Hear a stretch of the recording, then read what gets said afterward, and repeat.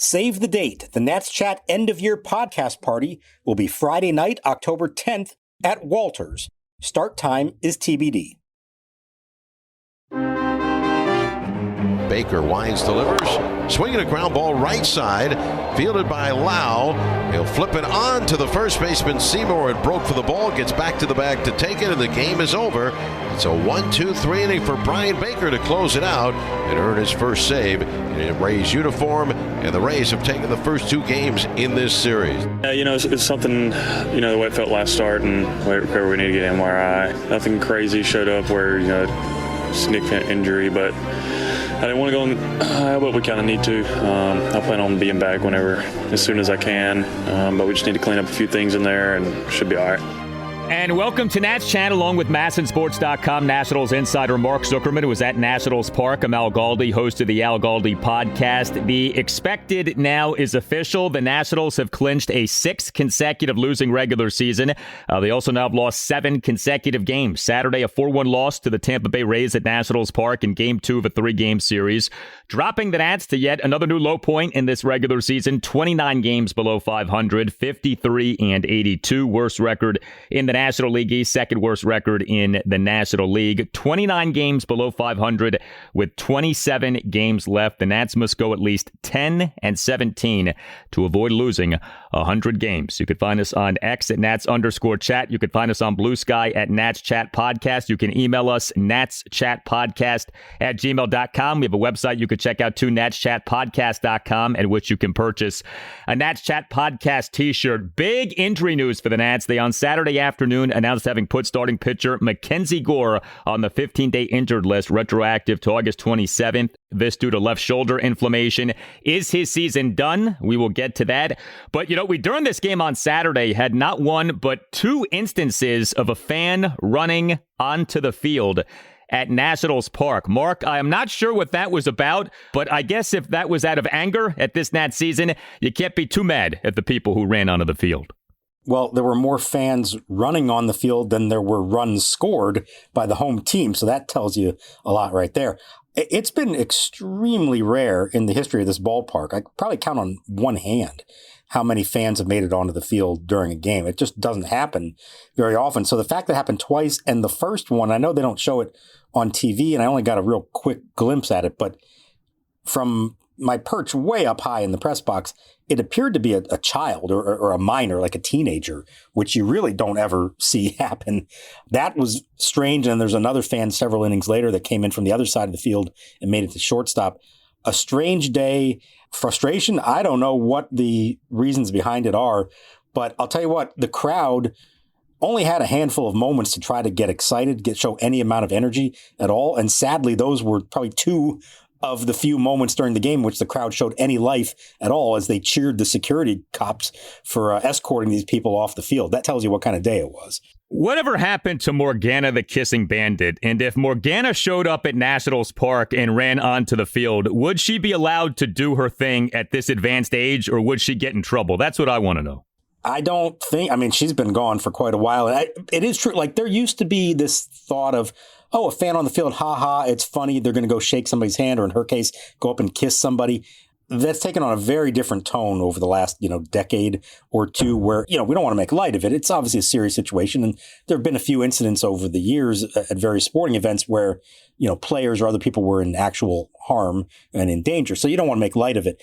But yeah, the tone of that kind of thing has changed dramatically, I'd say, over the last several decades. Growing up, you and I, it was kind of this funny thing, and you kind of knew who some of the people were who did it. Not so much anymore. No, and actually, if you watch baseball highlights, especially postseason highlights from the 1970s and 1980s, fans routinely ran onto fields. Fans in celebrations of pennants and World Series championships would run onto fields. If you have 5 minutes to kill on YouTube Chris Chambliss 1976 walk-off and see what happens at Yankee Stadium after Chambliss hits a walk-off homer in ALCS Game 5 to win the pennant. It's unbelievable. It's one of the most incredible visuals I've ever seen. But no doubt, the Monica Seles incident, the Tom Gamboa incident, I feel like those are the 2 things that really did change how we came to perceive fans running on the fields. Maybe the most iconic image, Hank Aaron, his 715th home run, the 2 guys who ran alongside him, and were no real threat to him. And they show that image over and over again. And it is interesting, too, how nowadays they will never show this stuff on TV because you don't want to encourage it. But some of those iconic images, I know the Chambliss home run well. You look at almost any World Series celebration from that era, there's always fans on the field. It's changed a lot, probably for the best, but there was a little bit of fun to it back in the day, I suppose. Well, Morgana, if you're listening, we miss you. And please say hello the first chance that you get here. All right, we have delayed the bad news long enough here. MacKenzie Gore is on the 15-day injured list. The Nats on Saturday afternoon making this announcement. The move is retroactive to the 27th of August. Left shoulder inflammation. I think the two immediate questions that come to mind, A, is this why he has been struggling so much since the All-Star break? And B, is his season done? Now, that did get addressed to you guys. It sounds like the hope is that the season is not done and that this might be a short stint on the 15-day IL. What do you think? What's your sense? Do you think we've seen the last of Gore, or do you think that we'll see him pitch again this season? So he is certainly giving the impression that he's not done, that he doesn't believe that he's done, that this is a minor blip, that he spoke up as soon as he didn't feel well coming out of his last start. He said just didn't recover the way he normally would. And he talked around the how long has it been bothering you thing. Is, hey, everybody's feeling something leading into September, which of course is true. But he was pretty adamant in saying that, while the IL stint was merited, he felt like they can clean this up pretty quickly and he wants to be back as soon as he can, in theory, within the 15-day window. Now, we're late in the season. It's a lost season, of course. He's an important part of their future, we think. I could understand why the Nationals would be cautious there and not feel the need to bring him back. By the same token, I'm sure there's a lot of motivation on Gore's part and even on the team's part to try to finish on a high note. Because if this is it for him, what a disappointing way for an all-star season to come to an end. And I think it very much changes the narrative of what kind of pitcher he is heading into the offseason, heading into next season. And along those lines, we talked about at the trade deadline, was there interest in him? And they didn't make that move. But we said it's quite possible they could revisit that in the offseason once the permanent GM is named. Maybe there is still reason to look to make a move there. Well, if he's coming off an injury and didn't come back to pitch and had the bad second half that he did, I don't know what kind of trade value you're looking at right now. You'd certainly be selling him low, which would not be an appealing way to go about it. So even from a team standpoint, in theory, there might be a little motivation to have him come back, show that he's healthy again, if they had any, visions of bringing up those kind of trade discussions again this winter. So we'll see. Reading between the lines, he certainly seems to think that he's coming back, but I could understand under the circumstances why they might take it a little more cautious in that. Well, the margin for error here would seem to be basically zero. I mean, if you just think about this logically and rationally, he can't come off that 15-day IL till basically mid-September. The last day of the regular season is September 28th. So if there is any kind of a setback, if there's any sort of a feeling of we can't activate him right away once he's eligible, then you're looking at, okay, I don't know that it's worth activating him. I guess he wouldn't have to do like a minor league rehab assignment necessarily, but there would be some building up of the arm that he'd have to go through to at least some degree if he's going to miss multiple weeks. And so, yeah, just thinking about this, things have to go basically perfectly in order for him to pitch again, it would seem. I think the thing to watch here is going to be, does he resume throwing while he's on the IL here during this 15-day window? If he's shut down for 2 weeks, no, you're not going to ramp him back up, go through the process of doing that again. If, however, within, say, a week or so, he's playing catch and then throwing off a mound, you can get away with coming back without having to do a rehab start, maybe a simulated game or something like that. You can pull that off.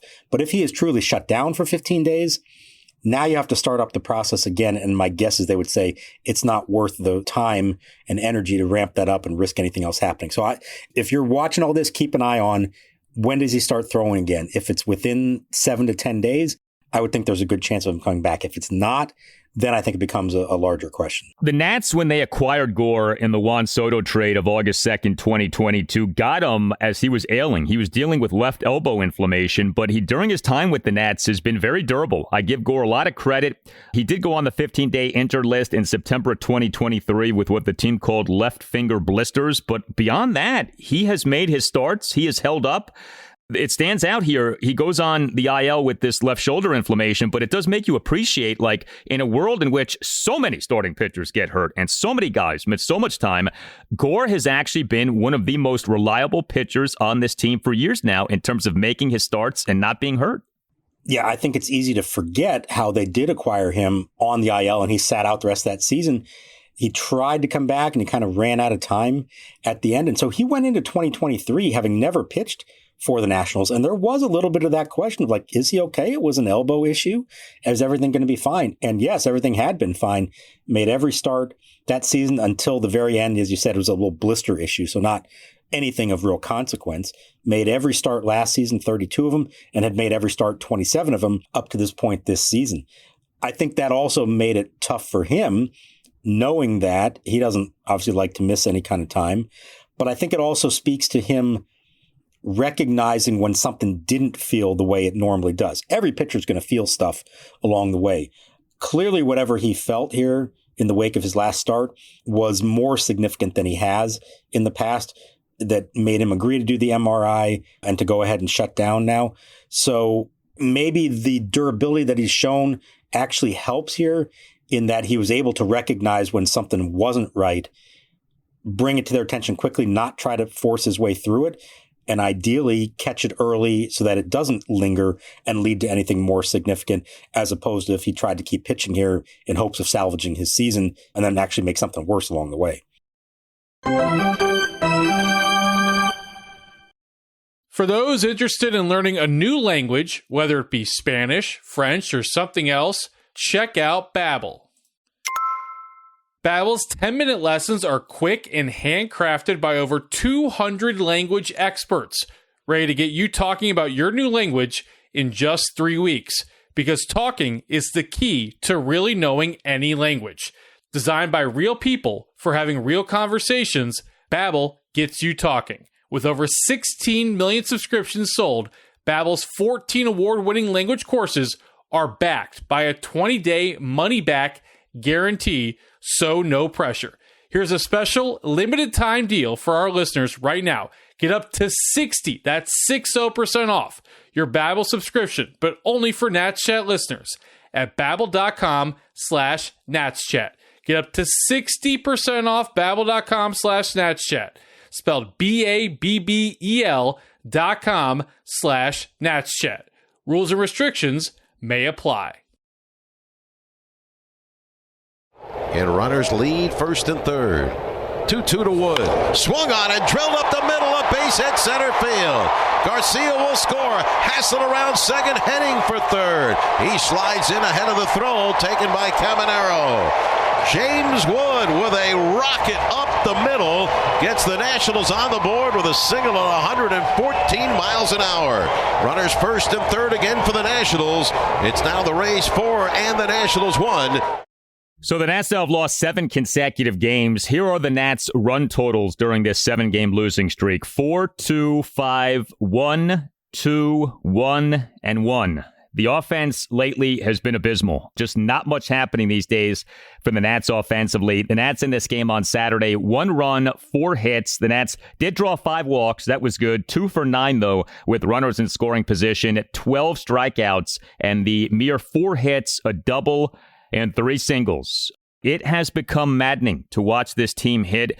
Big-time problems with runners in scoring position on Friday evening, although at least the Nats in that game did accumulate some hits and some walks. The offense wasn't bad beyond being so bad with runners in scoring position, and I get that, other than the Nat misses Lincoln, had you like to play, but at least there were some offensive bright spots in Game 1. This game, just to me, was a much different story. There just was nothing happening with this team offensively for way too much of this game. And during that stretch you just described, the 7-game losing streak, how many of those very few runs they've scored anyways have come in like the 8th or 9th inning? They're not doing anything early in games, not even giving themselves much of a chance. I mean, they have 1 hit through 7 innings in this game, a handful of walks, but never had more than 1 runner on base in any particular inning. That, to me, is the troubling part. They clearly are not going up there with a good game plan against opposing starters, not able to figure him out along the way. For whatever reason, they do start putting together better at bats late in games, but it's usually when they're trailing, and not just trailing by a run or two, but by more than that. And now they need some kind of miraculous rally. They gave themselves a chance in this one by actually stringing together 3 straight hits and then loading the bases in the 8th. But that was shot down very quickly by Griffin Jacks out of the Tampa Bay bullpen. And that was it. I mean, there was nothing else of consequence for them in this game offensively. And it just feels like they're going through the motions. And I understand they're professionals and they're trying the best they can. But some of the at-bats, the pitches they take, the pitches they swing at, the lack of quality contact. I guess the one bright spot here, they did draw some walks, so they did show a little more patience than usual. But there was so little going on offensively outside of the one aborted rally in the 8th inning. It's hard to watch when that's the case. And unfortunately, I feel like this is becoming way more common than the other way around. There were times earlier this year that said, hey, this offense is all right. They're doing some things, especially when they score early. They just don't score early at all anymore. It's pretty much all happening late in a futile attempt to come from behind at the end of the game. Luis Garcia Jr. had the double. He is an at-starting second baseman and number 8 batter, went 1 for 4 with a double. James Wood is an at-starting left fielder and number 1 batter, 1 for 3 with an RBI single and a walk. CJ Abrams is an at-starting shortstop and number 2 batter, 0 for 2, but he drew 2 walks, went 2 for 2 with stolen bases. First time since June 18th that CJ Abrams drew more than 1 walk in a game. And it's funny because James Wood in game 1 of this series drew 3 walks, marking the first time that he drew more than 1 walk in a game since July 21st. And here we have Abrams in game 2 drawing 2 walks. But, that is the thing. I know there have been some people saying, why is Wood remaining in the number 1 spot? Look, we've seen Abrams do well in the number 1 spot. I don't think it'd be a crime against humanity to flip-flop him and have Abrams back in the 1 spot, Wood in the 2 spot. But Abrams does not draw walks. I mean, that is something that he had not drawn more than 1 walk in a game since June 18th. Wow, that stood out when I saw that. Well, even when he's at his best, and I'm talking like first half of this season, first half of last season, it's more from swinging the bat than from being patient at the plate. You'd love to see it happen, but that's not really his style. And so while he has had success as a leadoff hitter, it's really more about his ability to get hits and then to run the bases once he's on them. It's not really about his ability to work the count, draw walks, do whatever it takes to get on base. So that may have something to do with the fact that he's no longer hitting first. I don't know what to make of it. I mean, there was that point that it seemed like it was helping James Wood out to be at the top of the order. I don't think it's making much difference now. He hit the ball hard a couple times in this game. The single that he hit was 113. He had a 107-mile-an-hour line out to start the game. But I don't know they're getting a lot out of the fact that he's leading off. I'm not sure C.J. Abrams is the answer either. Personally, I'd love to see Dylan Cruz up in the lineup, maybe give him a shot. I also know, as I know you were feeling watching this as well, it's such a pleasure to watch Paul DeJONG bat third on a regular basis, especially when he goes 0 for 4 with 4 strikeouts. That's really helping a lot to see that happen. So bright spot in this game. Paul DeJONG got another start and wore the golden sombrero at the end of the day. Well, all the great organizations, the Dodgers do this a lot. They'll play a guy like a Paul DeJONG over at Brady House, and they'll bat DeJONG third, and they'll watch him go 0 for 4 with 4 strikeouts. Here's what I hope. Brady House, in not playing in this game at all, maybe he came to some great realizations about life while sitting on the bench. At least maybe that happened. Like maybe the meaning of life hit him, and we can say, okay, well, at least he learned something not playing in this game, just sitting there and watching this instead of actually participating in the competition and maybe, developing his skills and, becoming the player who he is supposed to be. I think there's something poetic about the Nats clinching another losing regular season and Brady House not playing in this game at all. And I can't believe that this is continuing, and I think it is past time for someone to tell Miguel Cairo to stop it with this. This is unbelievable that we keep seeing this. It's one thing that we saw this, maybe a few days after the trade deadline. We're about to go into September. The losing record has been sealed. I mean, this to me is warranting somebody stepping in and saying, Miguel, what are we doing here, man? Why are you doing this? Stop doing this. So I will say that House hasn't helped his own cause. He's not hitting. And, that's not great. You wish you were seeing more from him. You talk about not drawing walks. He doesn't draw walks at all, and he hasn't hit for any kind of power. Now, is that going to make him any better to sit on the bench? No.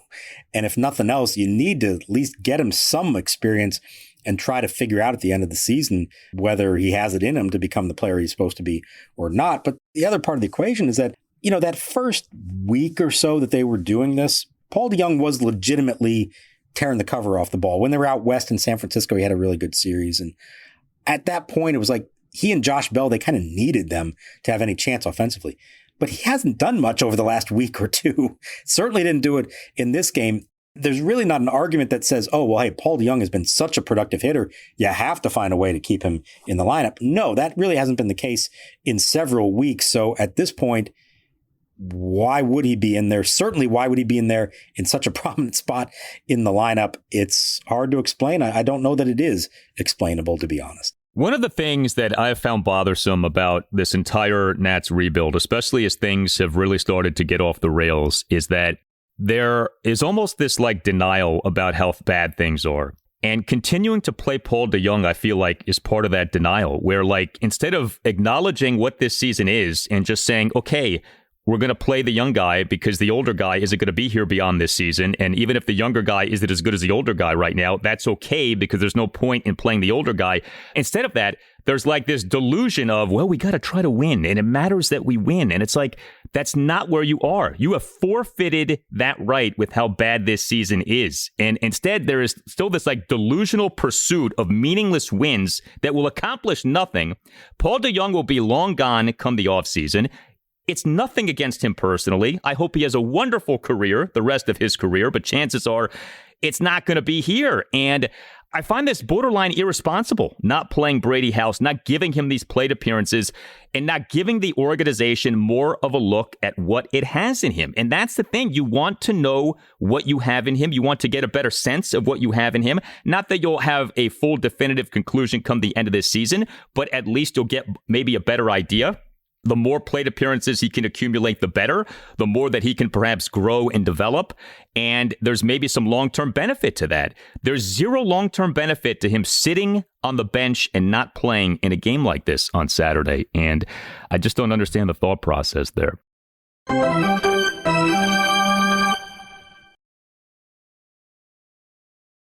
1-1. Swing on a drive deep right center field for Lowe again. Way back it goes. It is long gone. Over the Geico sign in right center, it's Josh Lowe 4 and the Nationals nothing. His second home run. He's driven in all 4 runs. That gives him 9 home runs on the season.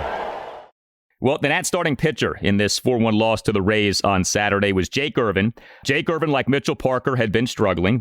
We saw Parker pitch well on Friday evening. Irvin on Saturday had an odd outing, 4 runs in 6 innings. He gave up 5 hits, which were 2 home runs and 3 singles. He issued a walk. He recorded 3 strikeouts. He threw a lot of strikes, 83 pitches, 57 strikes, 26 balls. He again had problems in the first inning. Top of the first, gave up a 2-out, 3-run homer by Josh Lowe, the brother of former Nats first baseman Nathaniel Lowe, to center field for a 3-0 Rays lead.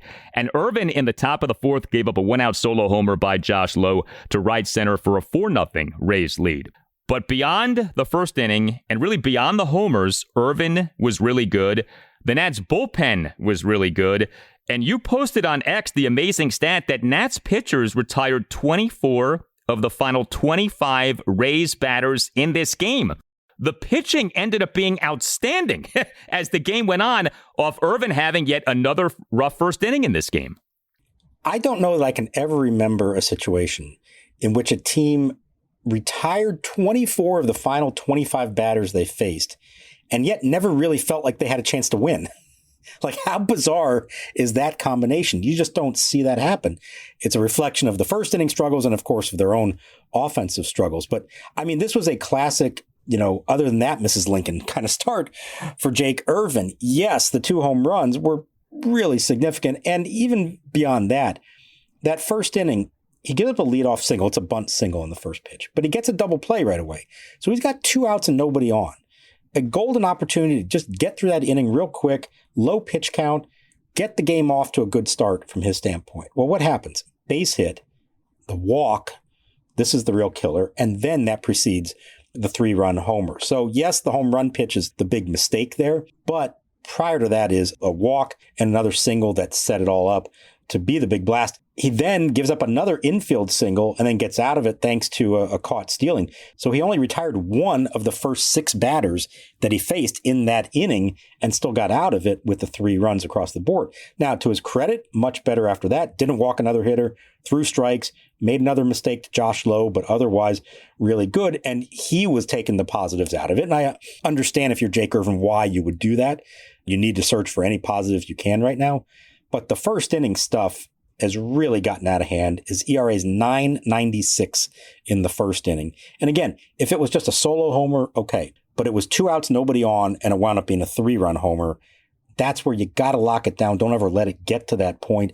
We could be having a very different discussion now. But instead, again, it felt like the game was over after 1 inning because of another big first inning homer allowed by a member of this pitching staff. Jake Irvin is at the top of that list. Josh Lowe, Brandon Lowe. How confusing has that been over the years with the Rays? Lowe. Josh Lowe, that's how you say his last name, Lowe. And then Brandon Lowe, you pronounce it Lowe. Brandon Lowe, a product of the University of Maryland. So you mentioned the 9.96 first inning ERA for Jake Irvin.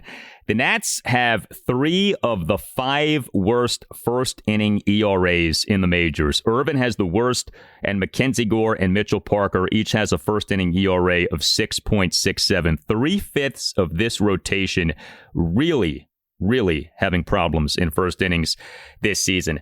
We have talked about this before. I'm not holding my breath on this happening, but I will bring this up again. The Nats bullpen has been a lot better lately. Jake Irvin has been wretched in first innings. The season is long gone. What about trying out the opener strategy when Jake Irvin pitches? Do you think the team would be open to it, especially with Mike DeBartolo, an analytics-driven guy running baseball ops, at least for right now? Is this something that you think would make sense? I mean, to me, now is the time to do something like this. You have this wide open canvas that is a September of baseball that doesn't matter from a standing standpoint. Irvin has been so bad in these first innings. The bullpen has stabilized. To me, I'd like to see them try the opener strategy. I don't think they're going to do it, but I think there's a very compelling argument for it. I think it just depends on how much influence the front office has and how much they want to have at this point, as opposed to letting the manager and his coaching staff handle that stuff. If it was up to the front office, I could see some interest in that. If it's just up to the coaching staff, I would doubt it. I would say that the scenario where I buy into the argument for it would be this.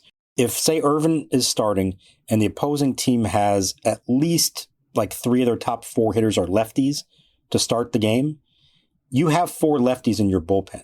So whether that's Pilkington or Poulin or even Ogasawara, and say, okay, go get him for that first inning, face the lefties, and then we bring in Irvin after that, I could buy that kind of argument for it.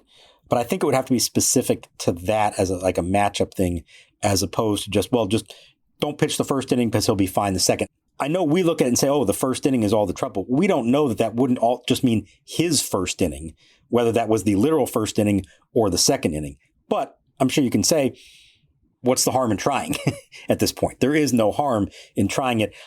Again, I think if the front office was really calling the shots on that and was comfortable stepping in to declare something like that, maybe they would consider it. My guess is that Miguel Cairo and company are not necessarily on board with something like that. The argument, too, would be most teams' numbers 1 through 3 batters are better than those teams' numbers 4 through 6 batters. And so maybe if you give Irvin more of a softer launch and you say, okay, instead of facing the team's 3 best batters, or like you said, 3 of the team's top 4 batters, you're facing 4 through 6, maybe even deeper. If the opener gives up a hit or something like that, then it's even deeper in the lineup. And maybe, he's not right away facing 3 really good batters, or at least 3 of the team's best batters. I mean, that would be the other thought process. But yeah, what do you have to lose? Okay, given the state of Irvin's season, given the state of the Nats season, what do you have to lose? But yeah, the Nats bullpen in this game, good. Again, 3 Nats relievers combined for 3 perfect innings. Connor Pilkington, a perfect top of the 7th. Mason Thompson, a perfect top of the 8th. He was the corresponding roster move to the Nats, putting MacKenzie Gore on the injured list. Thompson on Saturday afternoon announced as having been recalled from AAA Rochester. And Jackson Rutledge, a perfect top of the 9th. Jackson Rutledge has been a lot better lately. It's been a pleasure to watch him pitch off his big-time struggles not that long ago. I think it coincides with us calling him out on the podcast about 10 days, 2 weeks ago, whatever it was. Hey, good for him. You needed to have something here. They haven't been super high leverage spots, but the game was still within reach. And the best thing the bullpen did in this one, really the best thing they've done throughout the last week or two, is just keeping the game close enough to give the lineup a shot late. And it's not sexy, it's not save situations or hold situations, but those can be important in meaningful games if you keep a deficit at, say, 2 runs, if your lineup can come back and get it done themselves late. Now, it hasn't happened from that standpoint, but it's not because of the bullpen. And just think about how many games through the first 4 months of the season that were within striking distance, and then the bullpen blew it up and never even gave the offense a chance. We're at the complete opposite of that right now. So it's a nice little development that has happened.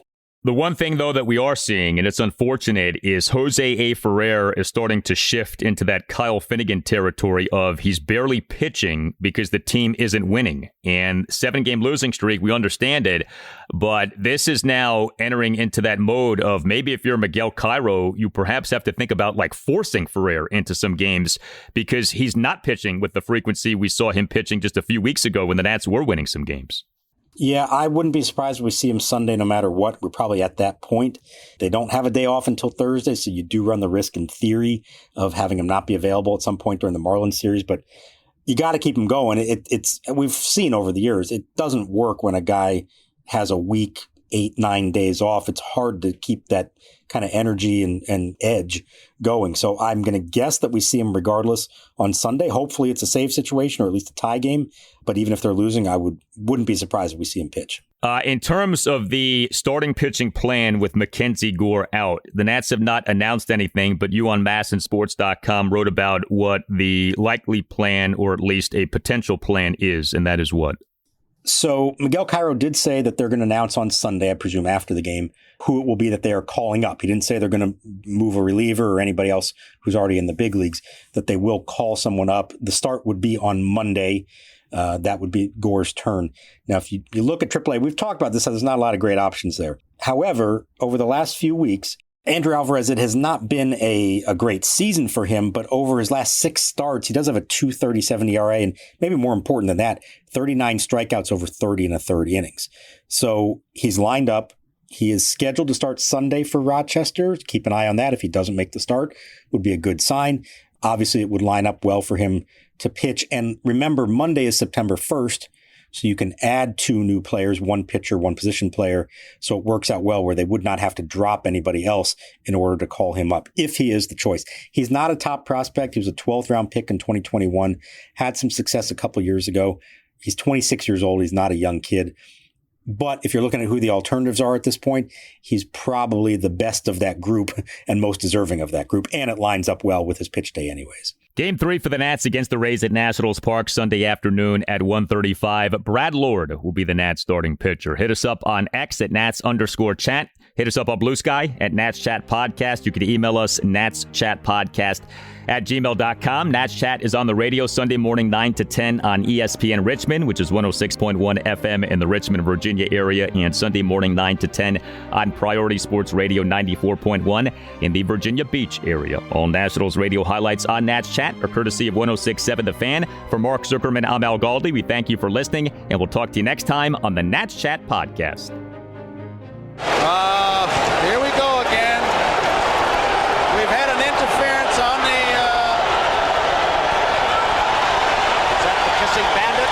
That's Morgana, who has kissed George Brett, Frank Howard, a number of others. With all the security in this ballpark, many of it was Secret Service people, local police for the vice president, she somehow got through.